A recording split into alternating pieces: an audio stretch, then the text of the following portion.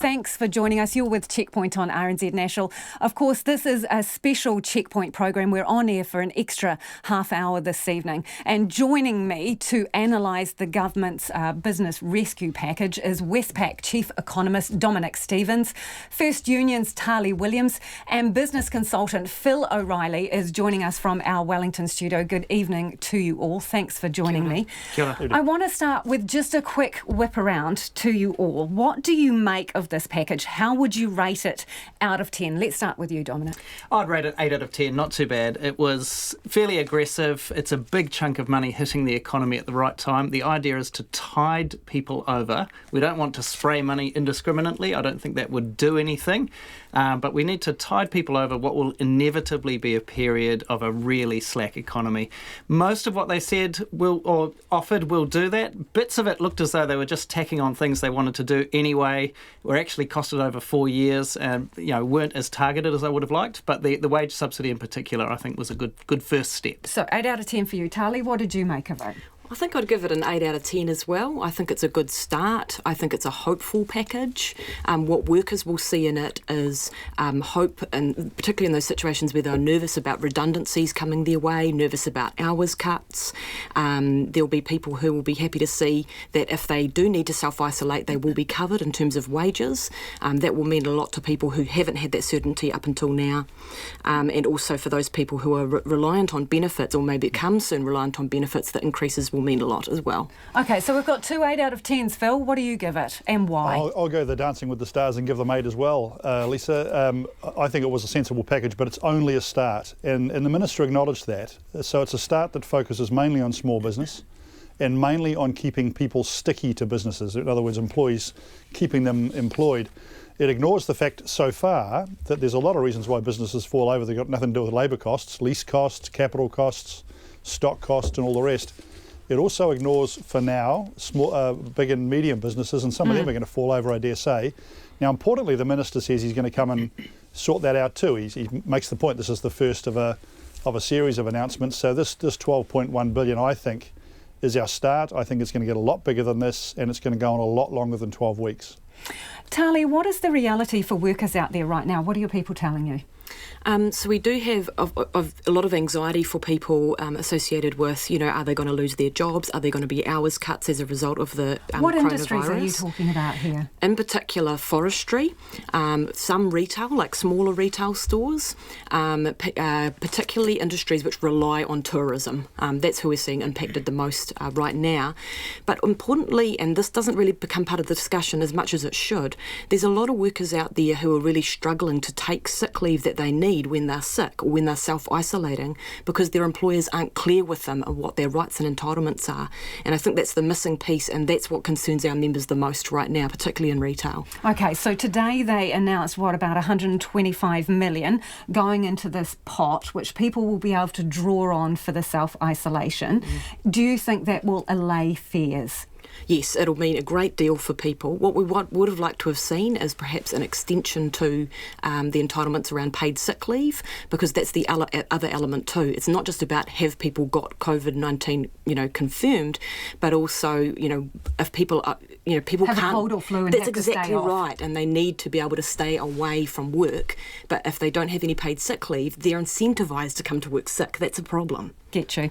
Dominick, what can we expect this to achieve? Because the Finance Minister was very clear. He kept using terms like this will cushion the blow. He's not saying it's going to make it all go away and there will still be job losses. So realistically, what can our expectations be about what this will achieve? Well, let's just be absolutely clear. This economy is going into a sharp recession right now, and there's nothing the government or Reserve Bank can or indeed should do to prevent that. Actually, spraying money everywhere and simply boosting demand could be counterproductive. What we actually want is to suppress certain forms of economic activity at the moment while we deal with the virus.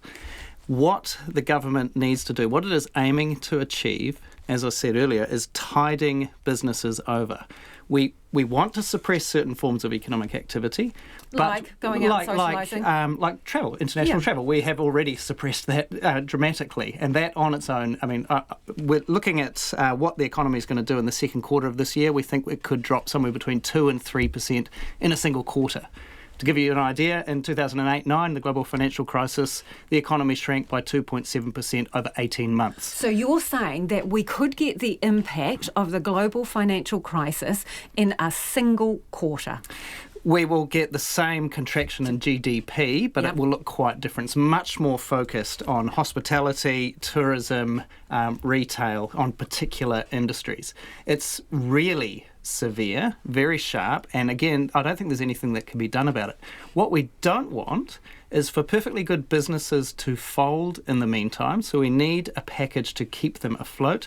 We don't want to, as Phil says, separate labour from work. You could end up with people sort of becoming separated from the labour force, so you want to keep people in work, and we don't want families to be unable to meet their basic needs as they go through this period. So government needs to operate, it's not trying to keep the economy operating at its previous level. The idea is to see people through this so that they come out the other side. It's the safety net. It's the safety net. So, Phil, you mentioned there that, this is going to go on for much longer than maybe some people are anticipating or saying out loud. What is the biggest challenge for business? Is it that uncertainty and planning into that uncertain future?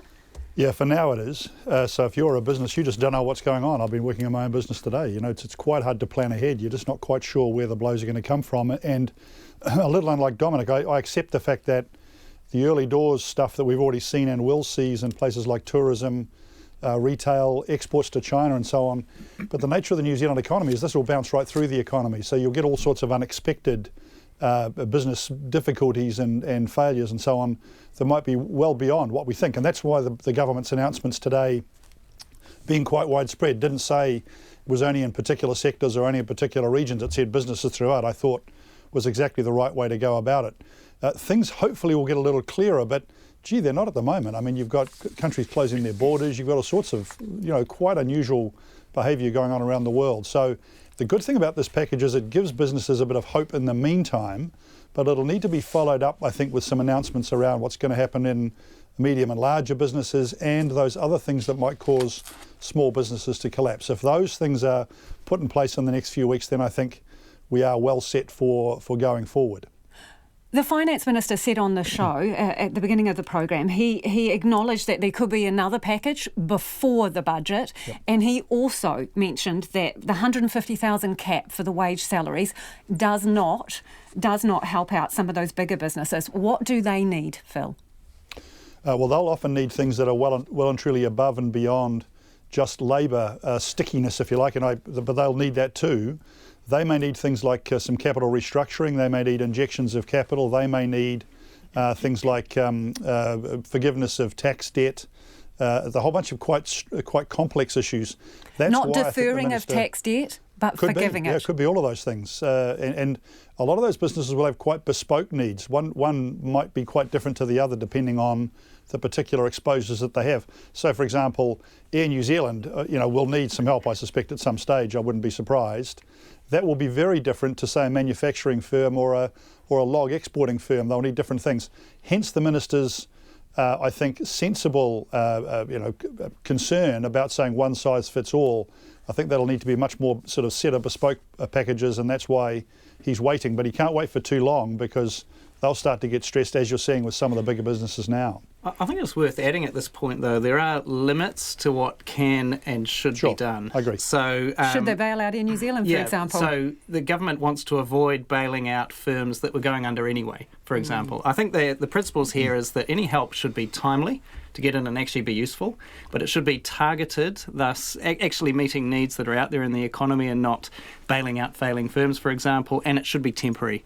And I am concerned that it's sort of just becoming a let's just do whatever we can, throw everything at it. Even some of the measures today were not particularly targeted. Name a couple that you think were sort of borderline. I think that the reinstating... The winter payment? How about that one? The $25 additional benefit and the... do you disagree with that one? The reinstating of depreciation for... They were probably both things the government was planning to do anyway. They're both permanent, so it's really nothing to do with COVID-19. It feels like they were just thrown into this along with the rest to pad the numbers a bit. Actually, things that are going to hit the economy in the next 3 or 4 months and actually help in the immediate term, that was about $7.5 billion. It's not really a $12 billion package. Tali, what do you think of the $25 across-the-board increase for beneficiaries? Obviously, April 1st, they were going to get a bump with $10 extra a week, so that brings up the extra payment to about $35 a week. So what we have to bear in mind is a lot of these future beneficiaries will be people who right now are in employment and then are made redundant. And these families need to be able to survive on the incomes that are paid by the government through the benefit system. The $25 extra is critical. I think it's just a little bit, it's one step in the right direction. There actually needs to be more. There will need to be more because we need livable incomes for these families who will soon find themselves potentially out of work. Phil, on that issue, you raised the winter payment. That is so that you can pay for your power bill, etc. You don't think it should have been doubled? Oh, look, that was poor policy all along, spraying money around at people who didn't necessarily need it. And are you talking about pensioners there, Phil? Yeah, but also wealthy pensioners too, by the way. So all sorts of people, including the very wealthy and the poorest. If you're going to see a payment like that, I'd much rather see it targeted at the poorest and the less well off and those who really need it. So it was poor policy all along. Adding to it doesn't make it any less poor policy. But let me also agree loudly with what the government's done on welfare beneficiaries. You'll know my view on that, Lisa. That I've long thought that welfare beneficiaries needed a kick up, and what the government's done here is brought forward an already planned budget announcement, and I think it was the right thing to do in that context of giving the unemployed and those who might soon be unemployed a bit of confidence about the government looking after them as well. So I think that the politics of that were right, although I agree with Dominick, it's got nothing much to do with COVID-19. But let me disagree with what Dominick made. Do you think it's optics, Phil? Do you think it's optics? Because they were going to be giving a big chunk of change to businesses. They had to be seen to be doing something for those people who are unemployed, or as Tali says, may soon be unemployed. Sure, I agree. And the sort of welfare piece, I think, is much less problematic than the winter heating co-payment, which was always poor public policy. The winter heating payment is at least temporary, so it's to help people stay healthy, isn't it? That's right. Arguably. So, and to be clear, I mean the $25 extra for beneficiaries, whether that's good policy in the long run it may well be. That's fantastic, but it's not much to do with COVID-19. That's the point. So, do you think that the government underestimated the economic impact of this thing? Because just a few weeks ago, we had the finance minister saying he was preparing for a sharp shock that would last 6 months, although there were 2 other scenarios in the works.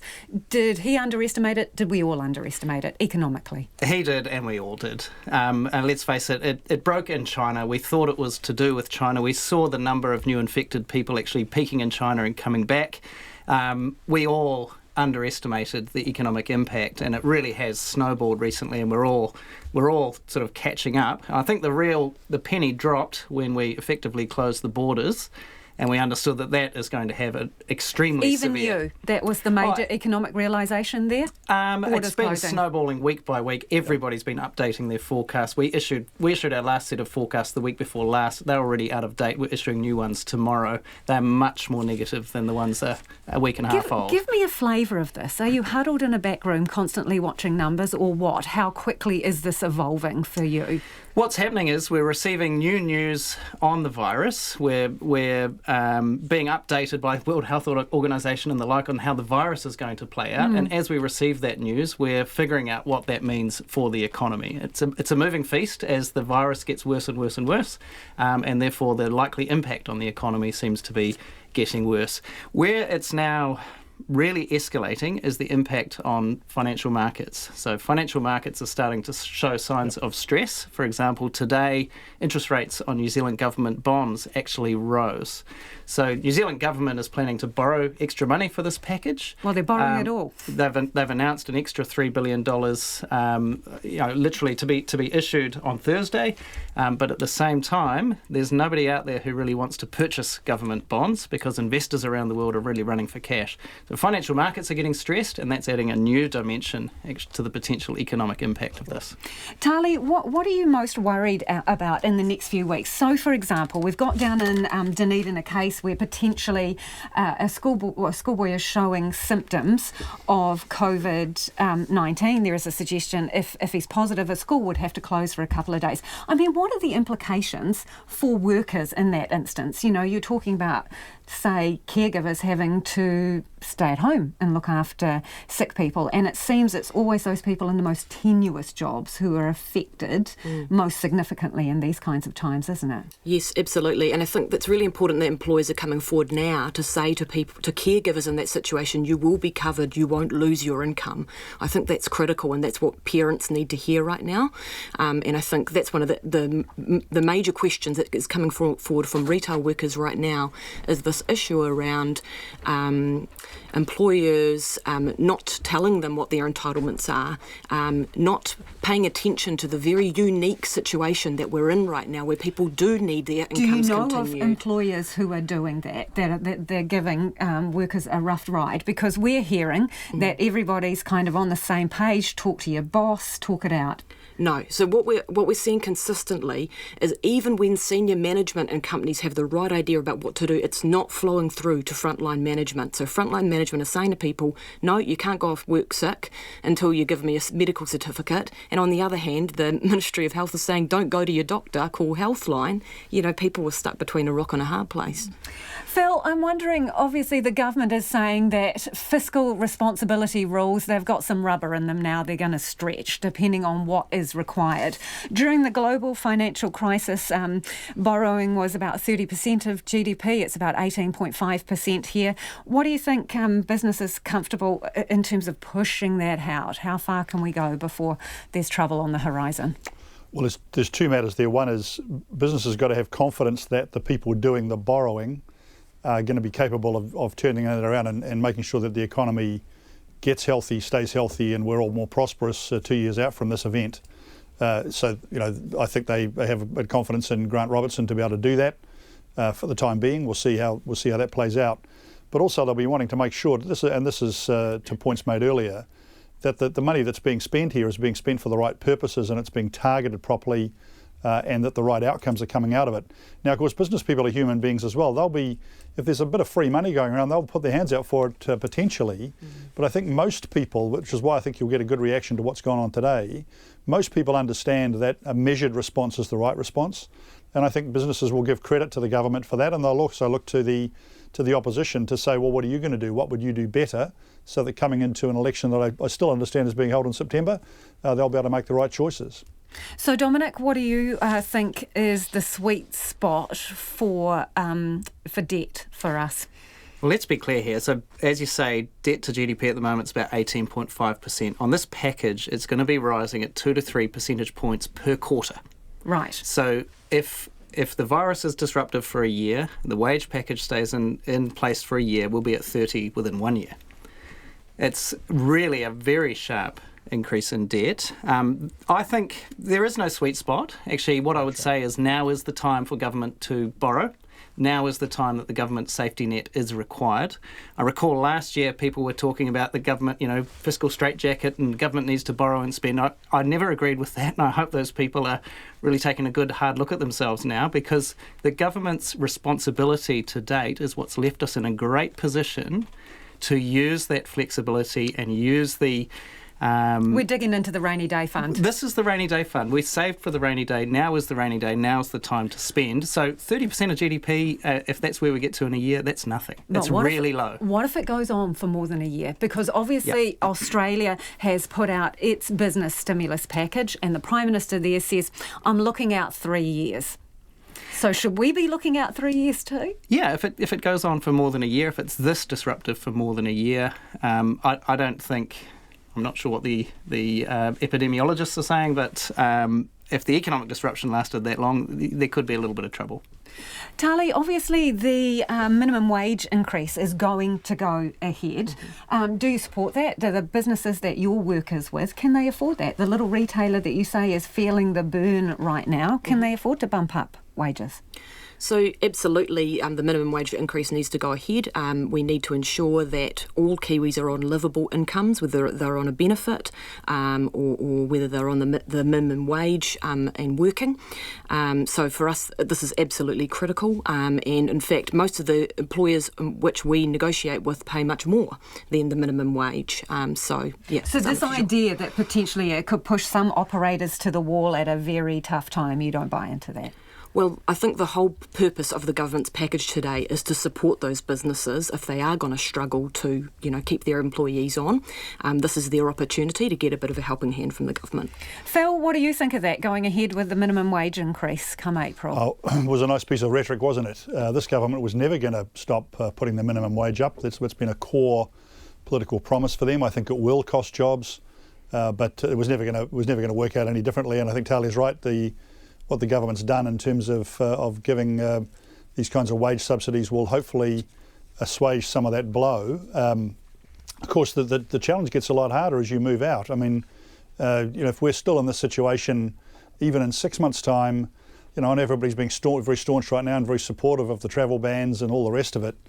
In 6 months' time, that's going to get pretty tiresome and pretty wearisome, and a lot of sad stories out in the media, including, no doubt, on Checkpoint about employers and workers losing incomes and losing jobs and so on, and the government will wear some of that blame. So, the hard work, in a sense, starts for the government right now to attempt to keep ahead of the curve about staying ahead of public perception and retaining public support, because, it's easy to say right now we support everything that's going on. It's going to be a bit harder in the middle of a cold winter when you feel very restricted in your movements and your business is still struggling.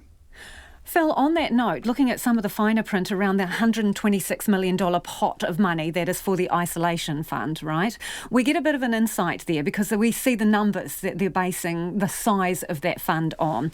And they say that is based on 27,000 workers taking it up every 2 weeks for 8 weeks. So if you do the maths, they're talking about 110,000 workers. What does that mean for businesses? Because that isn't the worst case scenario. That's just our working scenario, and the finance minister says could be worse than that. Well, it'll mean a huge loss of productivity. The idea that we're all going to sort of sit at home and pat the cat and watch a bit of Netflix sounds kind of alluring for the time being, but doesn't actually work out well for the economy, of course. So, and the idea that suddenly we'll all be home working and apparently, opening up our laptops and getting on with work, it just doesn't work out quite like that, of course.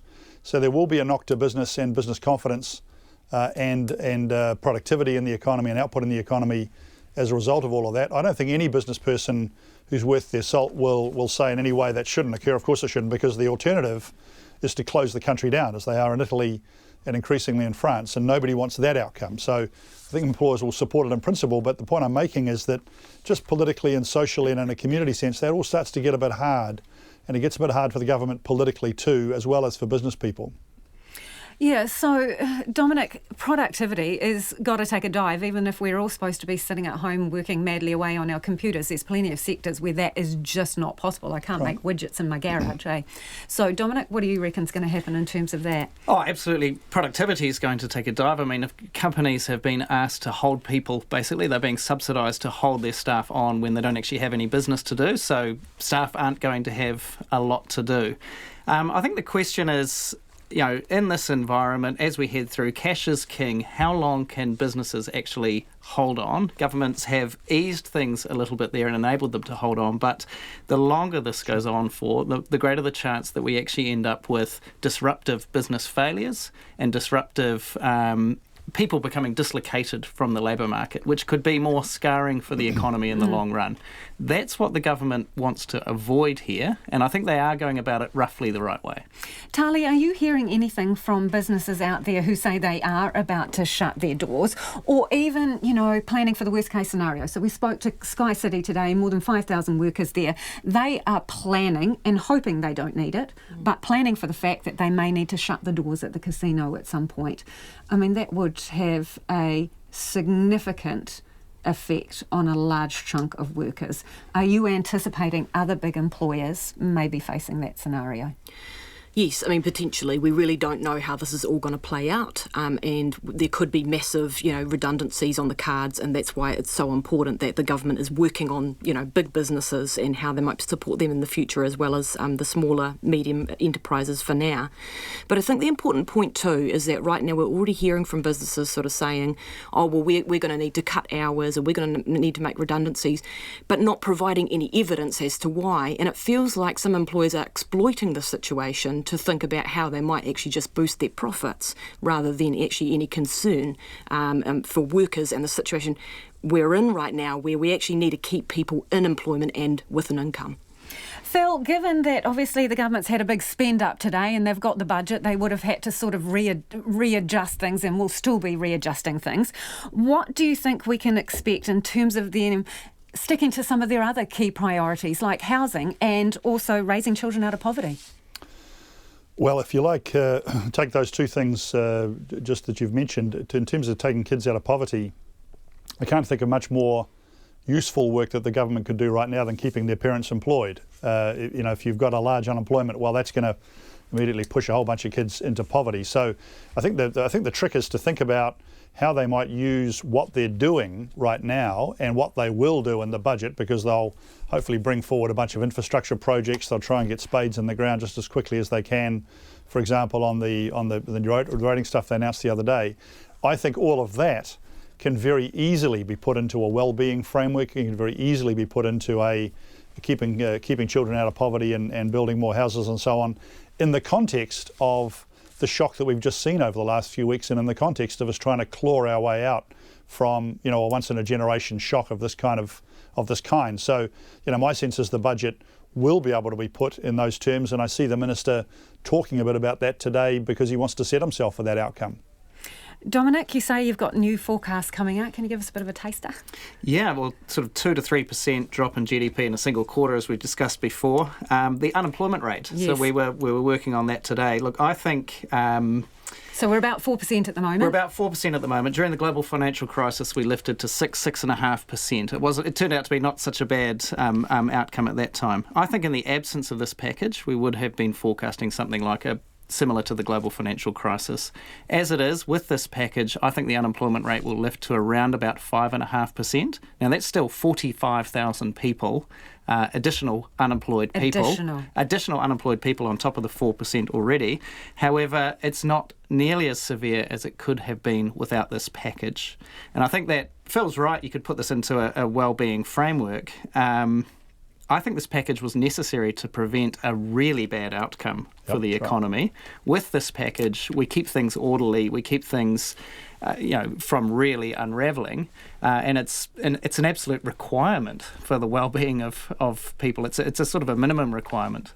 Tali, last word to you. What do the workers need right now? Anything more than what's been offered today, what would be your top priority? The top priority would be increasing paid sick leave so that people are not incentivised to come to work sick. That's a national health issue. 5 days. Yep. Correct. There needs to be some legislation regarding redundancy compensation. I'm very concerned that a large number of companies still don't have redundancy compensation, and if there are going to be redundancies resulting, then that will matter a great deal. And further, that there needs to be individualisation of benefits, because at the moment people are not going to be able to access benefits if their partner earns a certain amount of money. Those should be individualised just the same way that the subsidies are going to be individualised for supporting people taking self-isolation. It should be the same for benefits. All right, thank you so much for joining us this evening. That was Dominick Stephens, who's the Chief Economist with Westpac, Tali Williams, who was joining us there from the union, and also Phil O'Reilly, who's a business consultant down the line in our studio in Wellington. Thank you all for being with us today. That is the day that the government announced a $12.1 billion rescue package for business, including $5.1 billion of that going to wage subsidies, and a massive pot of cash for people to draw on if they are in self-isolation, around $126 million. Their beneficiaries will also get a bump, $25 extra a week, and on top of that, the $10 that was scheduled to come into play on April 1st. The minimum wage will go ahead, that wage increase will go ahead as well on the 1st of April, and the Finance Minister says this is just the start. He is reserving the right to come out with further interventions before his budget in May. Thanks for being with us. Back tomorrow.